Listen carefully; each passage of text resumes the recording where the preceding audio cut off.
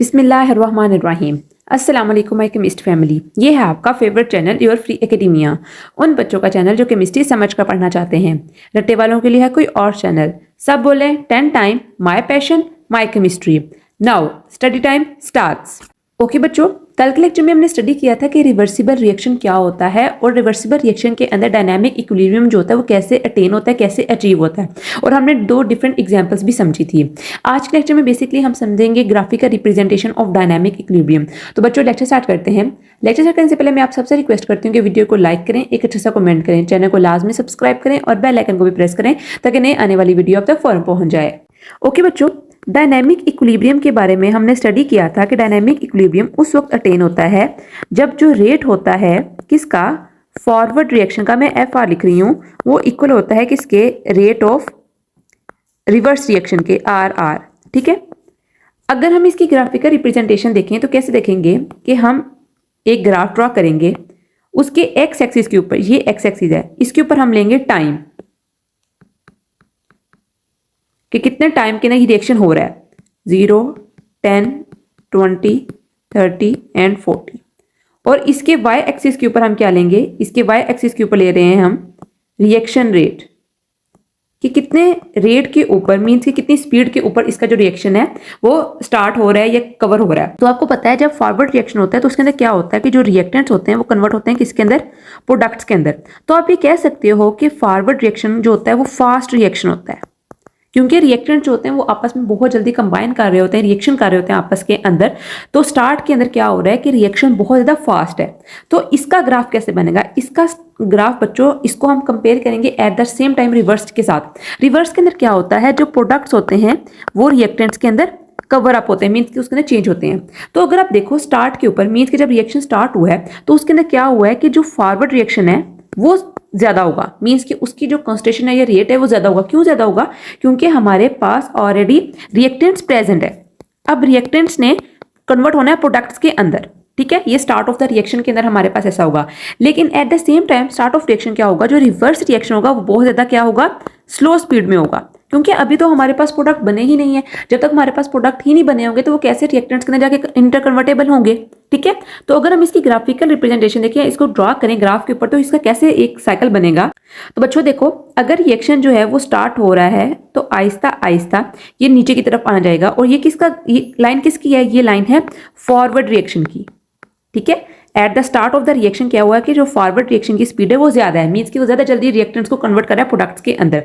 लेकिन जैसे जैसे टाइम गुजरेगा तो क्या होगा कि वो लो होता जाएगा, मींस कि उसका जो रेट है वो कम की तरफ आ जाएगा। ये को इधर मैंने एरो ऊपर की तरफ क्यों बनाया, ऊपर की तरफ एरो बनाने का मतलब ये है कि रिएक्शन रेट इंक्रीज कर रहा है, और लो का मतलब क्या है कि रिएक्शन रेट डिक्रीज कर रहा है।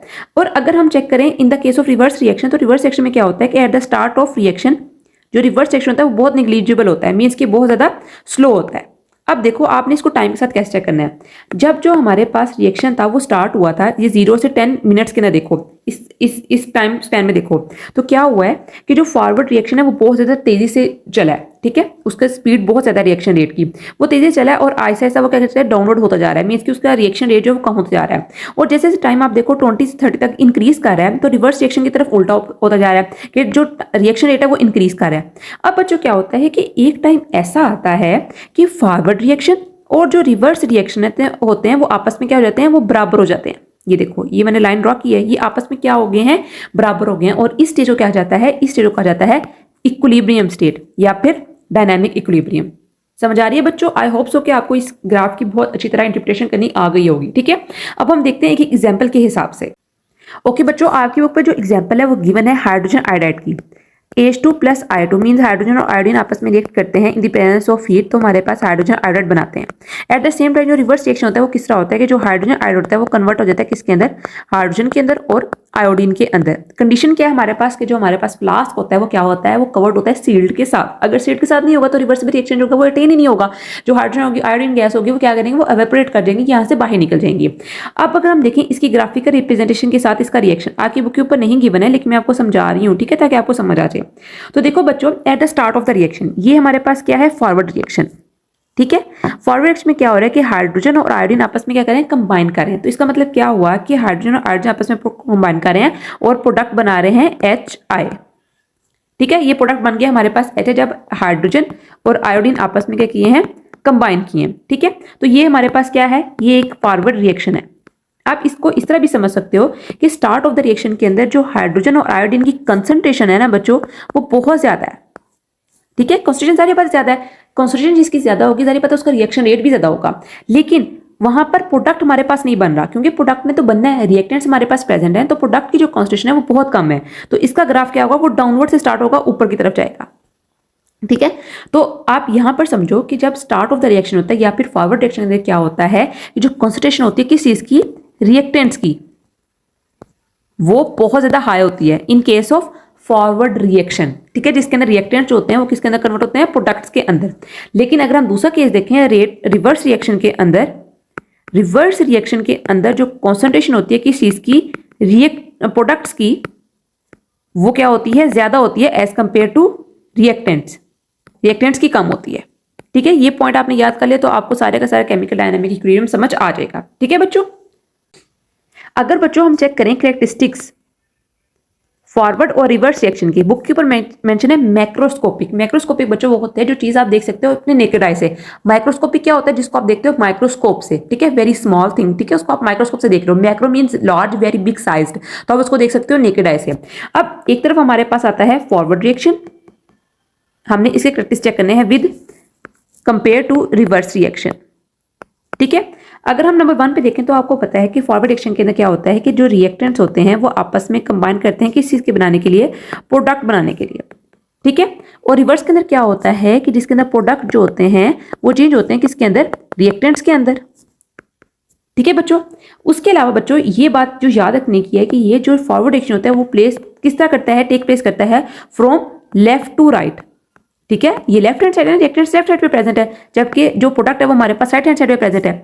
जबकि अगर हम बात करें रिवर्स रिएक्शन की तो ये क्या करता है, ये ऑपोजिट साइड से रिप्लेस करता है। हम इसको लिखते हैं इसी तरह कि ए बी के जो हमारे पास सिंगल स्टेप में देखें अगर रिएक्शन, तो ए बी जो है वो प्रोडक्ट कन्वर्ट हो रहा है ए के अंदर और बी के अंदर। लेकिन जब हम इसको इन सिंगल स्टेप के अंदर लिखते हैं, रिएक्शन के अंदर लिखते हैं, तो क्या लिखते हैं हम इसको, ए प्लस बी ए बी।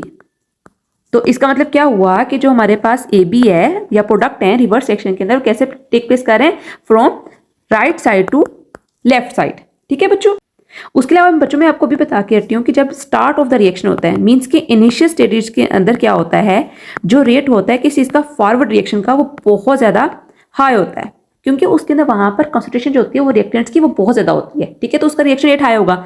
लेकिन जो हमारे पास रिवर्स रिएक्शन होता है उसके अंदर बिगनिंग में जो रेट होता है किसका, रिवर्स रिएक्शन का, वो बहुत ज्यादा नेग्लिजिबल होता है। नेग्लिजिबल का मतलब होता है जिसको आप नहीं देख सकते, बहुत ज्यादा कम होना, बहुत माइन्यूट क्वांटिटी में होना। ठीक है, उसके अलावा जो ग्राफिकल रिप्रेजेंटेशन से हमने एक और चीज देखी है क्या, ये स्लोज डाउन ग्रेजुअली, मींस के वक्त के साथ साथ इसकी क्या होती है, स्पीड कम होना शुरू हो जाती है। हमने देखा है कि किस तरह ग्राफ के अंदर रेट ऑफ फॉरवर्ड रिएक्शन कम होता है और रेट ऑफ रिवर्स रिएक्शन क्या कर रहा था, वो स्पीड अप कर रहा था। ठीक है, क्योंकि हमारे पास जो रिएक्टेंट थे वो प्रोडक्ट्स के अंदर चेंज हो रहे थे फॉरवर्ड रिएक्शन के अंदर, और रिवर्स रिएक्शन के अंदर प्रोडक्ट्स जो थे वो रिएक्टेंट्स के अंदर चेंज हो रहे थे। अगर बच्चों हम चेक करें कैरेक्टरिस्टिक्स किस चीज के, डायनामिक इक्विलिब्रियम के, ये भी आपकी बुक के ऊपर मेंशन है और ये बहुत इंपॉर्टेंट है। इन पॉइंट्स को याद किए बगैर आप लोग आइडेंटिफाई नहीं कर सकते कि डायनामिक इक्विलिब्रियम एस्टैब्लिश होगा नहीं होगा। समझ लो कि ये ऐसी कंडीशंस हैं जिसके थ्रू जो होता है डायनामिक इक्विलिब्रियम जो होता है वो एस्टैब्लिश होता है।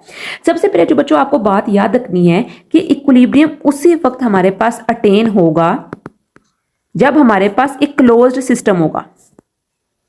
क्लोज सिस्टम से मुराद क्या है कि ये हमारे पास फ्लास्क है। ठीक है, इधर यहाँ पर इक्विलिब्रियम उसी वक्त अटेन होगा जब ये फ्लास्क का हमने क्या किया होगा, इसको सील्ड किया होगा, इसके ऊपर ढक्कन दिया होगा, क्योंकि ना रिएक्टेंट्स बाहर जा रहे हैं, वो एटमॉस्फेयर के अंदर सराउंडिंग के अंदर शामिल नहीं हो रहे, और जो सराउंडिंग के अंदर प्रेजेंट है चीजें वो सिस्टम के अंदर एंटर नहीं हो रही। तो ये सिस्टम हमारे पास क्या होना चाहिए, ये क्लोज होना चाहिए। जब तक हमारे पास सिस्टम जो होगा वो क्लोज नहीं होगा तो डायनामिक इक्विलिब्रियम एस्टैब्लिश नहीं होगा। कल हमने कैल्शियम कार्बोनेट की एग्जाम्पल इसी के थ्रू देखी थी। यही बेसिक कंडीशन है डायनामिक इक्विलिब्रियम की कि जो क्लोज्ड होता है हमारे पास सिस्टम, वही हेल्प करता है डायनामिक इक्विलिब्रियम को अचीव करने के अंदर। क्यों करता है, क्योंकि इसके थ्रू ना तो हमारे पास कोई सब्सटेंस अंदर आ रहे हैं ना ही कोई बाहर जा रहे हैं, तो वो हमारे पास सिस्टम को या इक्विलिब्रियम को इफेक्ट या चेंज नहीं कर सकता, वरना वो हमारे इक्विलिब्रियम को डिस्टर्ब कर देगा, जो कि हमें फिर अचीव करना या अटेन करना बहुत मुश्किल हो जाएगा। उसके अलावा जो वो बताते हैं कि डायनेमिक इक्विलिब्रियम के अंदर क्या होता है कि जो रिएक्शन होता है वो कभी भी स्टॉप नहीं होता। ये मैंने आपको कल भी बताया था कि हमें लगता है कि रिएक्शन स्टॉप हो चुका है, लेकिन ऐसा नहीं होता। इक्विलिब्रियम का मतलब ही यही है कि बैलेंस हो जाती है, चीज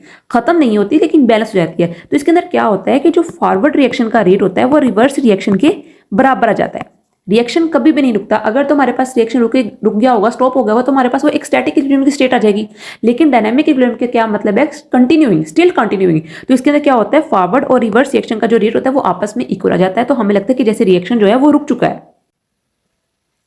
अब उसके बाद बताते हैं कि डायनामिक इक्विलिब्रियम के अंदर क्या होता है कि जो हमारे पास उसकी फिजिकल प्रॉपर्टीज होती हैं, ठीक है।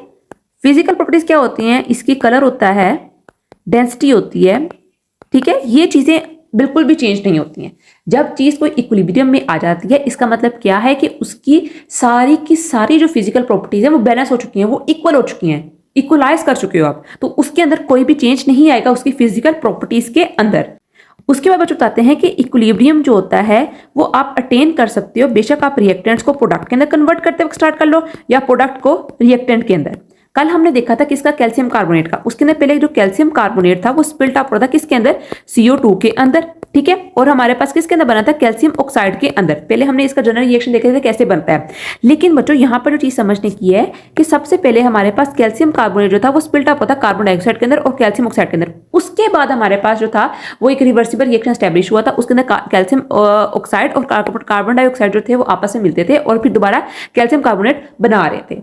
तो इसके अंदर क्या उन्होंने समझाया कि रिएक्टेंट से आप प्रोडक्ट्स भी बना सकते हो इक्विलिब्रियम के अंदर। मींस कि अगर रिएक्टेंट्स हमारे पास हैं वो प्रोडक्ट्स के अंदर चेंज हो जाएंगे और सेम इस तरह प्रोडक्ट्स जो हैं वो रिएक्टेंट्स के अंदर चेंज हो जाएंगे, तो इक्विलिब्रियम में अटेन हो जाएगा। आप रिएक्शन अपना प्रोडक्ट से भी स्टार्ट कर सकते हो, जो कि आगे प्रोडक्ट बना है उसको रिएक्टेंट में कन्वर्ट कर दो, या फिर जो आगे पास रिएक्टेंट्स बन रहा है उनको आप प्रोडक्ट्स के अंदर चेंज कर दो।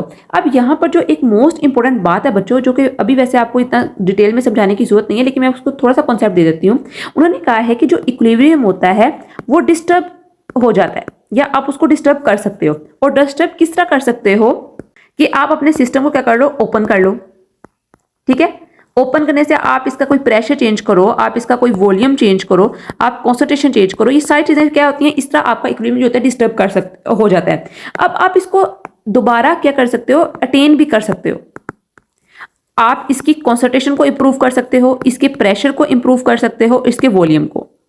जब ये तीनों कंडीशंस आप ठीक कर लोगे तो आपका जो इक्विलिब्रियम होगा वो दोबारा अटेन हो जाएगा, दोबारा आ जाएगा। कॉन्सेंट्रेशन से क्या मुराद है कि आप देखो पहले आपकी जो कॉन्सेंट्रेशन है रिएक्टेंट्स जो आपका फॉरवर्ड रिएक्शन है उसकी है 2x, ठीक है, और प्रोडक्ट की भी कितनी है 2x। ये आपका हो गया इक्विलिब्रियम अटेन। लेकिन क्या हुआ कि कोई हमारे पास जो एक्सटर्नल सराउंडिंग चीजें थी वो आई हैं और आपका जो प्रोडक्ट है वो हमारे पास क्या हुआ है, वो 4x हो गया। तो आप क्या करोगे कि आप अपने रिएक्टेंट्स को उसकी कॉन्सेंट्रेशन इंक्रीज कर दोगे, उसकी कॉन्सेंट्रेशन भी आप 4x कर दोगे, ठीक है, क्योंकि हमारे पास रेट ऑफ फॉरवर्ड रिएक्शन के अंदर रिएक्टेंट्स हमारे पास ऑलरेडी प्रेजेंट है, तो आप इसकी कॉन्सेंट्रेशन इंक्रीज कर देंगे। तो इस तरह आपके पास जो इक्विलिब्रियम होगा तो हमारे पास वो दोबारा अटेन हो जाएगा।